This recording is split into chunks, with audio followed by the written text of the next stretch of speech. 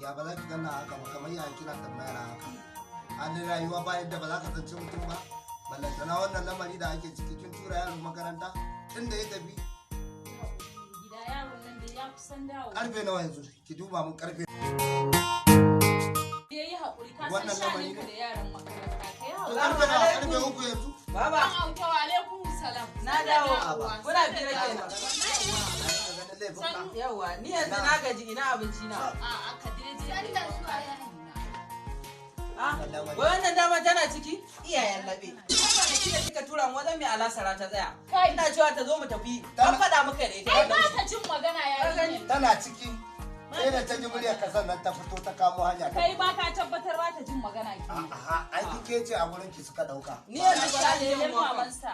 An dai gama abincin ko? An gama je kai wanka shalelin mamansa. Makaranta yaro dan makaranta. Wannan auta ne. Auta. Wannan kina wani auta. Auta na me? Albishirinka. Me zaki ga yau? Wajen Hamis Breka zan kai sa. Baka ji ana ce mai autan mawaka ba? Autan mawaka Allah ya sa autan makida ne. Allah ya sa autan makida ne ba autan mawaka ba. Wannan lamari ba. Hamis Breka fa zan. Ba ka da ikon gidanka, ba ka da ikon kanka, ba ka da ikon iyalinka. Ko da yaushe lamarin rayuwarka sai dai kawai iyalinka su ringa aiwatar da abubuwa. Ki ringa faɗa ma wani abu. Wai har kina furta mu wai wajen breka. Wajen breka. To Allah isa wajen iyan ta ma za ki kai.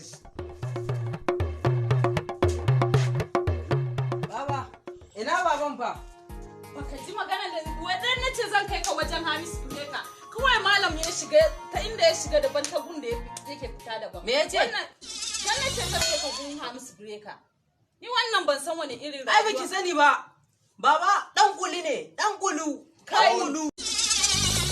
Da kake hada da uwar taka kenan. Ba da kai nake ba. Abin da kake hada da uwar taka kenan ina jin fari. Da mun ba tafiya nayi ba. Ba haka yace ba me sakamakon kin dame ni kin ishe ni. Na fita saboda sakamakon mutanen da suke jira na a waje. Cewa wani lamari ne haka nan. To bari in gaya miki ko ki ci ko karki ci. Gidan nan. Baba dan Allah ka yi hakuri baba. Zaman to ina miki kishiya ki zauna dike da ƴaƴanki.